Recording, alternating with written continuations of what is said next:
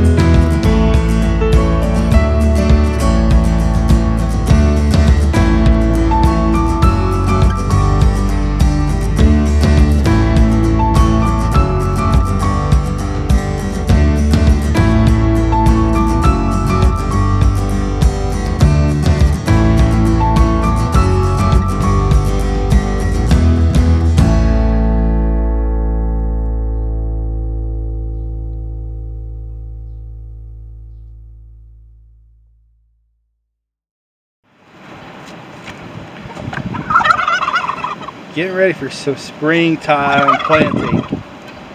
This is something we've used before. This is just a clear plastic tote from hardware store, a Home Depot, or Lowe's.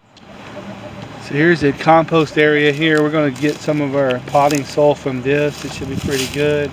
So over the winter we use this to catch all of there's leaf material, there's rabbit manure here, there's the leftover parts of processed animals, chickens, rabbits, whatever, have been decomposing here. We add some of the wood ash from the wood fire here. So all this, there should be a good bit of mineral and a decomposed material. Pretty good start, I think, for a plant. So we're going to scoop some of this up, fill these cups up, and I'll show you these cups here in just a second. Okay, a few moments later, we're 35 cups full of really nice top potting soil. It's kind of cool to make your own potting soil. I know exactly what's in there, the ratio of things, and I think it's pretty exciting to do that. There's a good bit of, like I said, decomposing material of all kinds, plant and animal, some good minerals from the wood ash that we've used, and hopefully in the future maybe we can do a little bit of a video about what we're doing with the composting pile, because I think that's in itself unique. But I should also mention that these are going to go into what we are calling the experimental garden. That's where we're rotating out certain kinds of animals over the winter, fall, winter, early spring, which would be pigs and goats, and then bringing in plants over the spring, late spring, summer, late summer to grow plants. So we're kind of rotating between animals and plants, winter, summer. We're just going to see how that works. So these planters will be tomatoes and peppers, but they'll go with several other items that will go in that experimental garden. Hopefully everything goes well. Looking forward to showing you guys what that will produce, if you've been following that. So that's a part of that. That's a link in that chain right here as we go forward. Hopefully it'll be kind of cool if we can go from this and show you the tomatoes, picking the tomatoes, using them, processing them, and canning them and putting them back to show you how that whole system works. Here's a pro tip: when you're marking these as to what they are, make sure you use a marker or a pen that's not going to fade in the sunlight, because UV light will fade a lot of ink. And the last time we did this, we marked it with a blue pen and the pen faded and we had no clue what was in. We knew the tomatoes, but we didn't know what variety of tomatoes, so always mark that as something that's going to hold up. So we'll just take this. You can take a pen, end of a marker, just make a little hole. I'll show you that. Just something like this. Make you a little hole in the middle there. And just drop your seeds right down in the hole. Cover it up, and then we'll stack them in the little. Okay, so we got, as you can see there, the cups are kind of lined out. We distributed the seeds in them. We marked them. We take this little cup. Yes, it's a dinosaur cup. Very classy, I know. We're going to take that, fill that with water. It's about the same size as the cups there.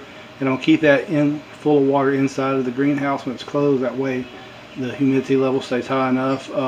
So there you go, upside down greenhouse, upside down tote greenhouse. I think the tote itself cost us about 15 bucks from Home Depot. I think that's where we were at. Actually, it was Lowe's. It's about 15 bucks, and this is a good way to start some seeds. Get some plants started early so we can get a little bit of a jump on the growing season. If you don't need to start a lot of things, this may be a better solution than building an entire greenhouse. And here's a nice sunny spot by the window we have.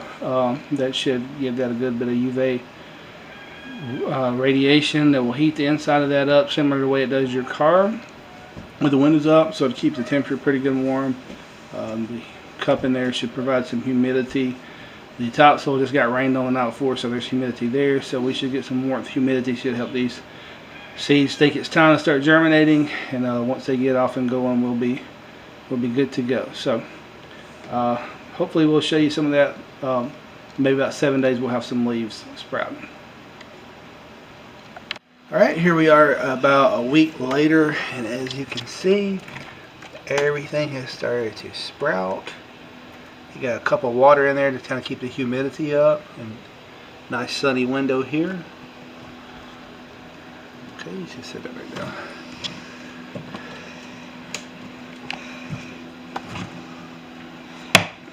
So there you go.